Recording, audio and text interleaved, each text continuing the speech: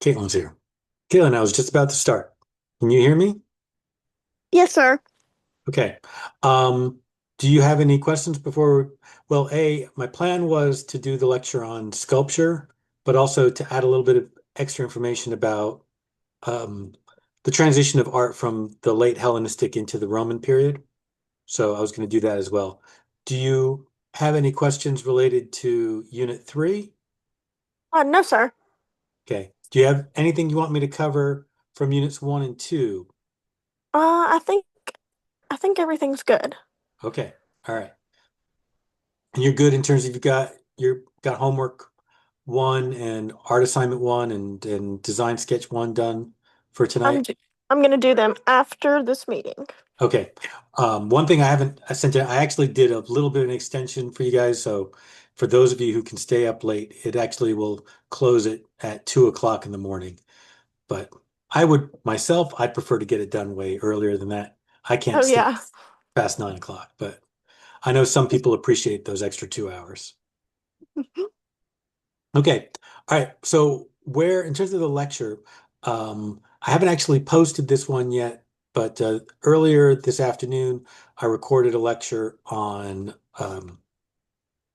Greek, the classical period, Greek art, difference between Hellenic art and Hellenistic art, and it ends talking about Roman art. So one thing I wanted to do was just talk a little bit more about that. So I have this separate lecture that I want to pull up here, and hopefully you can see it. So in this lecture, it's mostly just images, and it's primarily about thinking about the fact that there was kind of like it wasn't like a hard break between Hellenistic art into Roman art. It was much more of a continuation. So, and one of the things that we see is that there are multiple trends going on in terms of what Roman art. One of the ways I like to think about it is like Roman art, the art of the official Roman Empire was kind of like a filter, right? All the variety of Hellenistic art then was kind of passed through that filter. That filter, to a certain degree, was more conservative than a lot of the Hellenistic art. It was much more interested in sort of the ideals of classical Greece, of Hellenistic art or Hellenic art. And but there was also kind of particular Roman biases as well. And so we'll kind of see that. So first, we're just going to look at kind of like all the variety of Hellenistic sculpture. This is basically fourth through first century BCE. And there's a lot. And I wanted to show a lot, mostly to kind of show the diversity, show a lot of the same things that I talked about in the previous lecture, which is the Hellenistic art has it's a lot more active, it's a lot more dramatic, but it also tends to be a little bit more naturalistic, focusing on kind of naturalistic, almost realistic details. And there's even kind of a like in some of the themes like the boxer or like in the previous lecture like the old beggar woman, there are these themes where these Hellenistic artists are much more interested in common people, even poor people. There's almost like a social realism quality to some of this art where like an interest in the people who are not on the top of society, which is quite different from what we saw in Hellenic art. At the same time, the Romans in the Republican stage, especially at the early part of the Republican stage, they had their own kind of quality to their art. Their art was um, both in some ways a lot more conservative than what was going on with Hellenistic art, and even in some ways, even more conservative than a lot of Hellenic Greek art. The figures are pretty much all clothed, and they tend to be much more static, kind of boring. But there is one aspect of them that's kind of less conservative, at least from the point of view of the Hellenic Greeks, right? Which is that there was an interest in naturalism to the level of portraiture that was in Roman art and was really um, not in Hellenic art at all. And we didn't see that much of it even in Hellenistic art. There's kind of like interest in really looking at uh, the faces, especially like like these kind of older um, patron sort of faces, the kind of the father figures of the families. And this relates to a particular kind of Roman tradition, which was that the Romans made death masks of all of their family leaders. Like when the grandfather of the family who ran the family, when he passed away, they would make a wax death mask where they would press wax into the face of the deceased and make a very exact replica. And then they would make casts of that. And they would then also, from those casts, like plaster casts, they would then also make carved stone sculptures based off of those plaster casts. And the Romans would keep their family ancestors, like they would have every kind of wealthy family would have a crypt within their household, right? Like this kind of bottom sort of a basement level where they would keep all their dead, like including the dead bones, but also including like the the plaster casts and the carved marble heads of the ancestors. And then on certain holidays, they bring them out. So for the Romans, kind of like honoring the ancestors was really important. And because of that, they had a very different opinion about portraiture than many of the other ancient people. And therefore also a different kind of point of view about kind of naturalism. And that will come up actually later in this, in Unit 3, in my talk about naturalism. So by looking at this, we can kind of see that Roman art was both kind of like, it was a filter that both was selecting and absorbing lots of these Greek influences, but it was also kind of expressing them in its own particular way. And at the same time, another major point I want to make is that the transition from Rome of like the Augustinian period, like Augustus, and Flavian, the Rome of that period all the way up to the Rome of Constantine was there was this slow progression towards a much more kind of stylized and more ideographic kind of approach where it was about the idea of the thing was more important, the communication of the thing was more important than naturalism. And this was a long, slow process. We tend to, like as a culture, we tend to view the end of Roman art and the beginning of early Christian art as basically being the fault of the Christians and of the barbarians. But really, that transition was a slow process.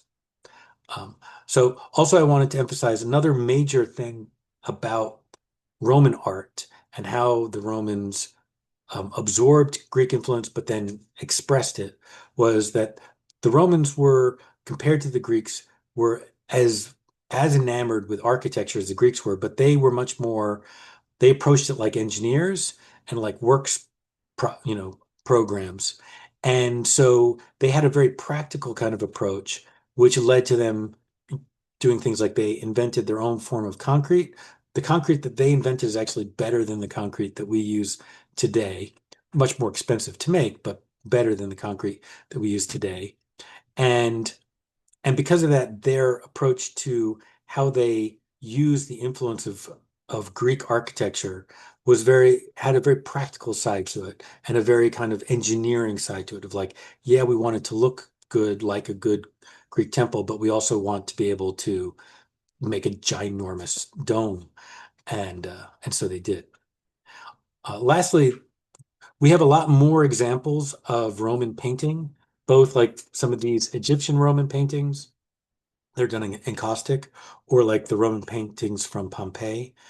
So it's hard to compare Roman painting to Greek painting, but there is definitely kind of like a something particularly Roman about these.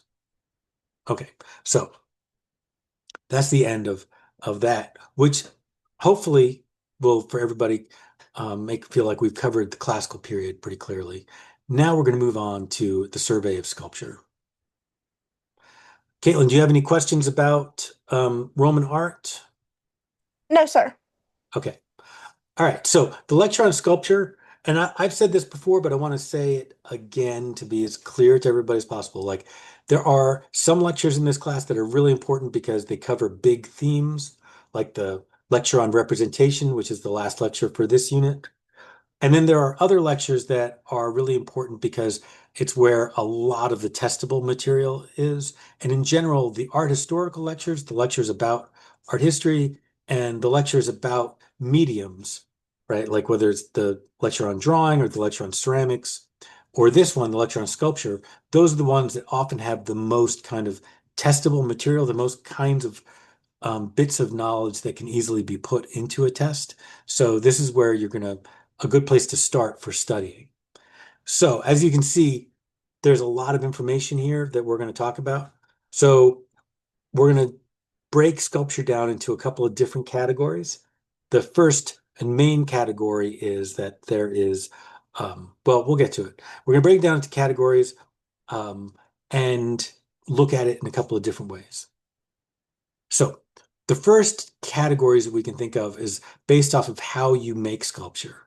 So there is additive sculpture as a whole category, reductive sculpture as a whole big category, and then uh, implied or indirect casting sculpture. Okay.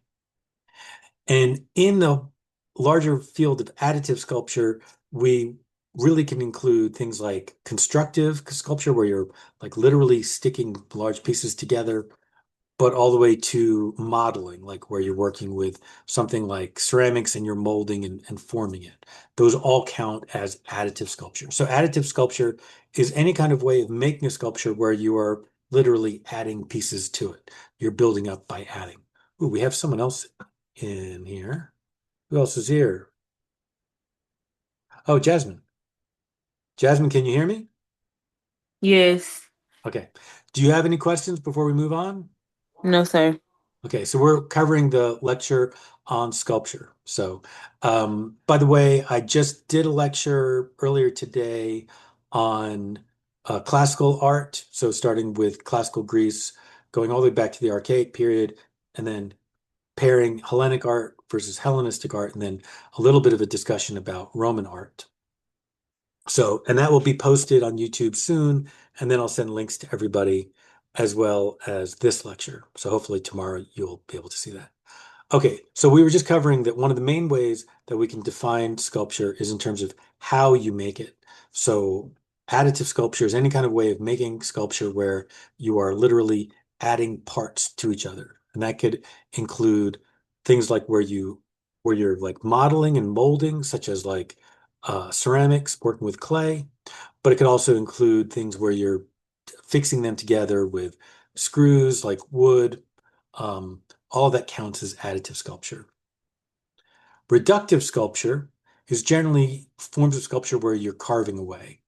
So that can, a lot of that is stone work, so like limestone and marble, but it could also be wood, and there are lots of other materials that you can work reductive. You can do ceramics as a reductive sculpture, and you could do, actually, you can do ceramic vessels reductively, where you literally carve away the ceramics. So it's possible to work reductively in a lot of different materials.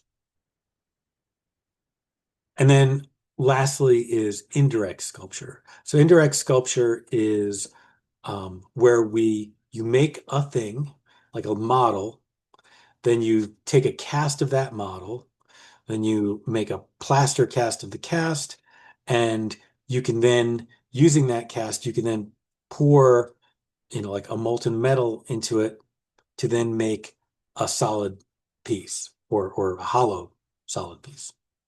Um, so there's all kinds of cast sculpture. You can cast like molten bronze into bronze sculpture, but you can also cast resin or plastics. And obviously you can cast plaster. So here is the basic structure for the lost wax method for casting bronze, which is the kind of the main over kind of arching way we think about casting in general. If you can understand this process, you can understand just about any kind of casting process. Although they are all slightly different depending on the complexities of the materials. Like there's certain things about cast bronze that you have to consider because of the way bronze expands and stuff like that. Okay, so you have to make the model, right? So that's A. Then you have to then start making the molds, right? And the plaster casts. Then you have to put them all together. And part of this process involves having a um, having a wax that fills all the space in the cast. And so like you can see in here, there's wax in there. And then the you pour the molten bronze and then it pushes out and kind of like it heats up and pushes out all the wax. So the wax kind of fills that space and then it then comes out. Now there are some forms of this method where you melt the wax out first and then you pour the bronze. And but there are also some forms that are much simpler forms of lost wax method where you literally lose the wax as you're pouring the bronze. Okay. So another way to think about the difference between some sculptures and other sculptures is to think about it between relief sculpture versus um, freestanding or in the round sculpture, right? There are these multiple terms and they are somewhat of a continuum, but they each mean slightly different things. So let's start with relief. What does relief mean? Relief, when we're talking about sculpture, means that it is a work of sculpture that's on some kind of flat surface that's then been carved into a little bit so that stuff is raised on that flat surface, but it's basically just raised a little bit. And we have two kinds, primarily, two kinds of relief sculpture. There's low relief, where you've only carved in a little bit, and high relief, where you carved in a good deal more, so much so that like the forms you've kind of carved around to the backs. And so low relief would be here, would be the Dying Lioness. We've talked about the Dying Lioness already, at least once, coming from the Ashurbanipal's palace in Nineveh. And then an example of high relief would be the Parthenon pediment sculptures right here.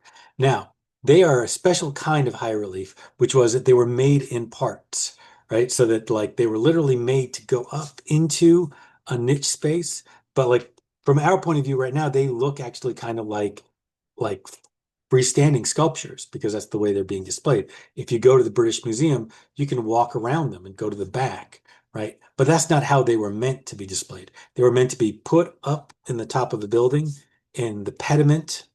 Do you guys remember what a pediment is? Do I have to go? I can go back to the Greek um, architecture to show you. Do you want to see what a pediment is so you're clear on that?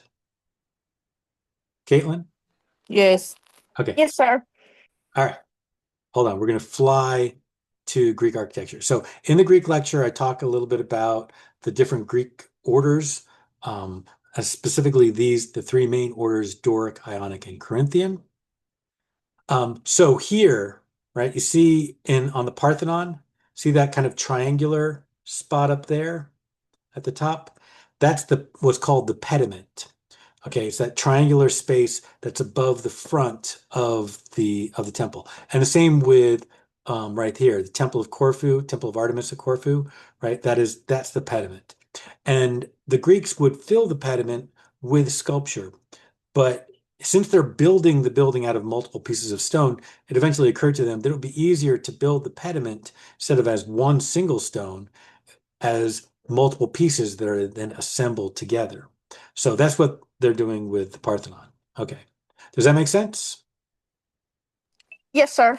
Okay. So getting back, so we have low relief with the Dying Lioness and high relief with the sculptures. And so now we have some that are a little bit kind of in the in between. Like what do we say the Stele of Naram Sin is, right? It's more high relief than the Palette of Namur, right? Palette of Namur is more low. It's lower relief. Naram Sin is higher relief than the Dying Lioness. And in places, the figures are almost carved into the back, right? Like there's almost some carving behind, but there's no place where any of these figures are more than like 4 inches out from the backing surface. So it's a little bit kind of in the in between. You could count it as high relief. I still count it as low relief, but maybe we should have another category called medium relief. So besides high relief and low relief, there are two other types of relief sculpture that you kind of need to know, in that they will be extra credit questions, and they might possibly sometimes show up as 4 credit questions, but they definitely show up as extra credit questions. So one is sunken relief. And sunken relief is we primarily see in um, in Egypt. We don't see it much elsewhere in the Mediterranean world, but we primarily see it in Egypt. And that's partially because in Egypt, they had these huge um, projects where they make these giant buildings all over Egypt. And they'd have these giant walls with relief carvings all over them, saying so much. And so what they started to do was like the way a sunken relief works, it's like the sculptor carves the rounded form of the form, but they don't then carve into the negative space. A better way to look at it is like, okay, think about how this was made, right? The initial sculptor doing the dying lioness, right? They would first kind of carve a line all around the dying lioness, okay, kind of deep as they could, right? And then they would start to carve the roundness of the lion, okay, or the lioness in this case, and then start to carve also all the anatomical details. And then the last step would be that they would then get a like a lesser artisan to come in and from the contour line chisel out and just make all the negative space a little bit lower, right? Just carve it back a little bit, right? Does that kind of make sense? And that's the work for the people who are not the skilled professionals, not the artists. That's for the apprentices or the apprentices to the apprentices. Well, so what the Egyptians are doing here is they're doing the exact same thing, only not carving the negative space. They're just leaving the negative space higher than the figures. Okay, so they're not carving that back to be lower than the figures. They're letting it, and so that's what we call sunken relief. That's can be easily confused with something that looks kind of similar, but is actually quite different, and that's counter relief. Counter relief is generally when you carve something all the way inward, right? Like a reverse.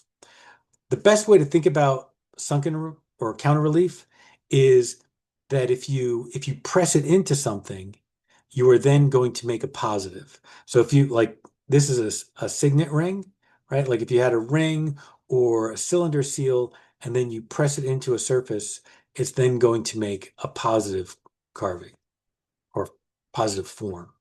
Does that make sense? Yes, sir. Okay. Okay, so there are a number of terms to understand here. Freestanding, in the round, high relief, low relief. The most important thing that I think I want you to understand is that in the round and freestanding overlap, but they don't mean the exact same thing. And there is some exceptions. There's lots of freestanding sculpture that is not in the round. And there's even, I just had like a little tiny bit right there. There's even a little bit of in the round sculptures that would count as not freestanding. So just kind of, now the definition of freestanding is pretty simple. It is that it stands on its own. Okay. That like it doesn't need a back wall to support it. Okay. So like that's freestanding and that's freestanding. Okay. And these are freestanding. But none of these are particularly in the round. Okay. So wow, that they did that very well. My family just came in the door and they kept very quiet. So none of these are particularly in the round. Like the Egyptian statue right here, it's not in the round in the sense that it has a very clear front side, but it doesn't have much of interest on any other side, right? It's meant to be just viewed from the front. If you go around to the back, it's completely flat and kind of unfinished. Same with the statue of Gudea here, right? Um, Now these two are kind of the opposite, which is they're more in the round. This one is fully in the round, but it is not freestanding, right? It's a work of sculpture that you can walk all the way around and is meant to be seen all the way around. But because it's part attached to a building and it's basically sculpture going all the way around a center column in a room, that center column then is part of a building. So they're not freestanding. They literally aren't freestanding. They are attached to a building. Okay. So we it's easy sometimes for students to think freestanding and in the round mean the exact same thing, which they don't. They mean similar things, but they don't mean the same thing. And so it's important to kind of remember that they have slightly different meanings. They overlap. Like what that is what this diagram is about. Okay. They overlap, but they're not, it's not like every freestanding sculpture is not in the round, and vice versa, not every in the round sculpture is freestanding. Okay. So let's talk about sometimes art historians and even some sculptors talk about the idea of fully in the round. And this is kind of a hot debated topic. Some sculptors dismiss this idea. So what do we mean? When we say something is in the round, we mean that it's usually freestanding and that when you look at it, you can walk around it and all the parts are finished all the way around.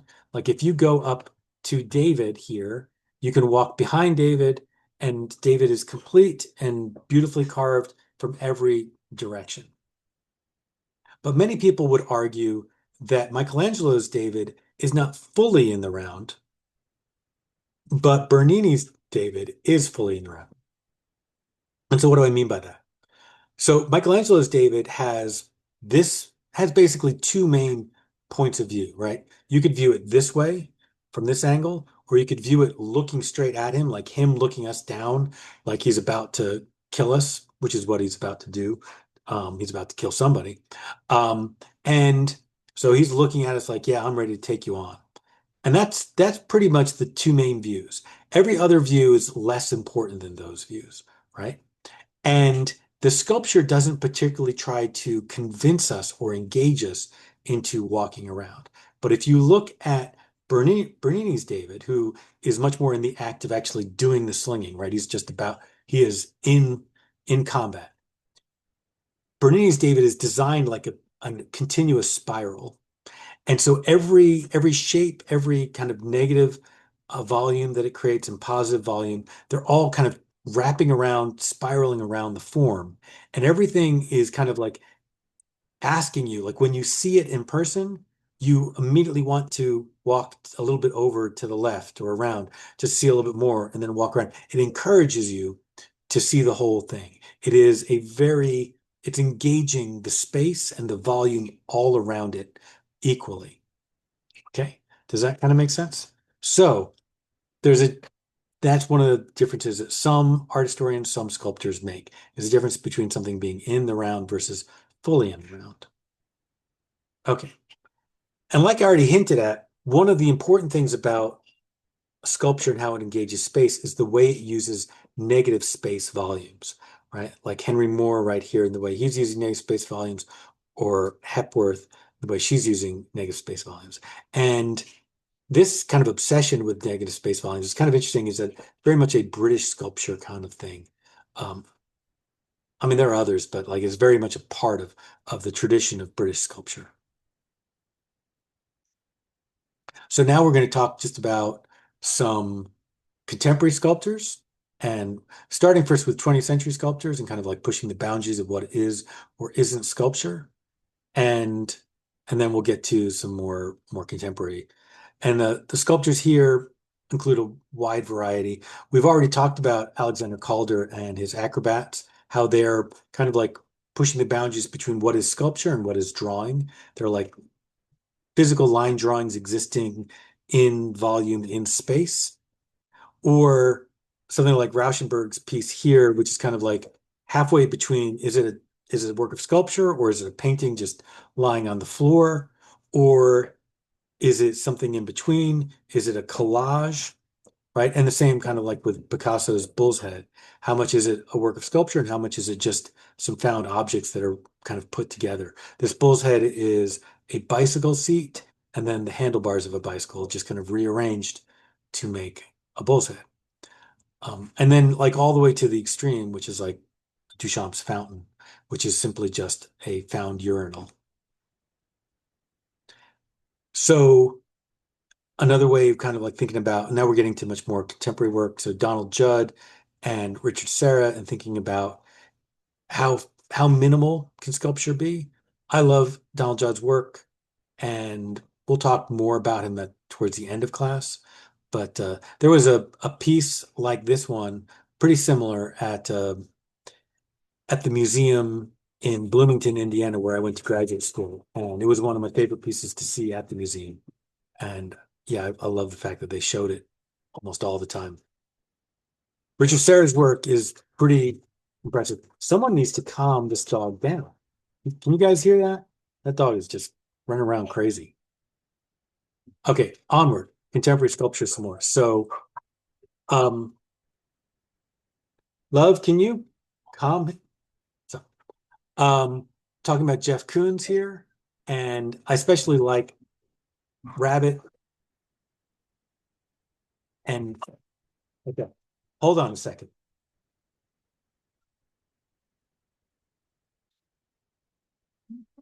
I'm talking.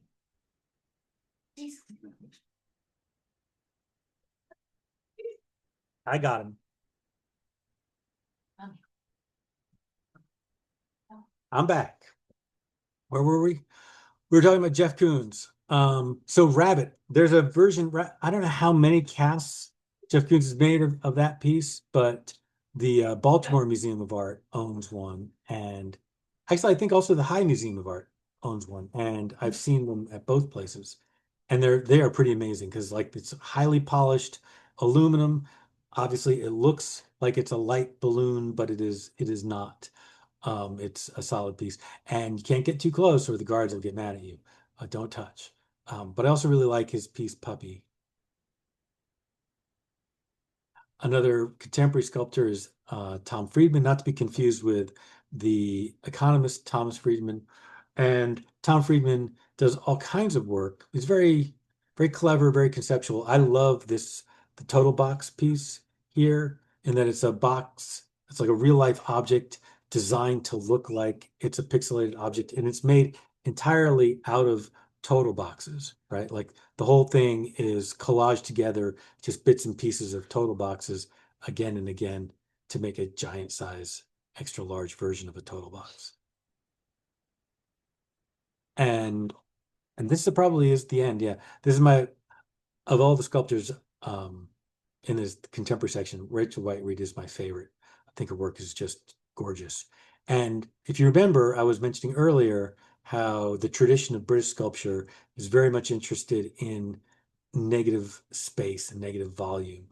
And so like the Henry Moore kind of philosophy of like making sculpture that has these very inviting negative volumes. Like one of the things about, let's go back just for a second to look at Henry Moore one more time. One of the things I love about Henry Moore is like they're often public sculptures, and when you go and see them, frequently there will be children playing in them, because most of them are cast bronze, so they can take human weight easily, and they're fun to climb around in. They are both beautiful works of art and also um, I don't know what you call it, like a playground equipment, very expensive playground equipment. Anyway, so the tradition of British sculptures is has this focus on the importance of negative volume, negative spaces. And Rachel White-Read, as a contemporary British sculptor, she's asking herself, or was, back in the 90s, what do I need to do? And like one of the ways that artists think about that question is like to rethink their tradition. And so she rethought the fundamental ideas of sculpture in terms of it's about the positive and negative. And so she started to make these works that were negative space casts of familiar things. So this here, right, stairs, is not a sculpture of stairs. It's a sculpture of the negative space that a set of stairs makes. Like if you had a set of stairs in a building and then you made a cast of all the empty space around the stairs, that's what you get there, which is, and they're remarkably interesting because they're very familiar and yet they're also completely alien, right? They're like looking at things from the side that we never see. And so this piece house is a full negative space cast of an entire brownstone, which is, I think, just really amazing. So like it's all the interior spaces being cast. So, okay. Any questions about the lecture on sculpture? No, sir. Okay. Do you guys want me to go back to anything related to the classical and Greek, Hellenic and Hellenistic, stuff like that? Do you both understand the difference between Hellenic and Hellenistic? Yes, sir, I Yeah, I'm did. okay. Okay, you're okay. Um, is there any other parts of Unit 3 that you want me to go to? Not that I can think of off the top of my head. Okay. All right. Well, then my final question is, do you have anything from Units 1 or 2 that you want me to go over?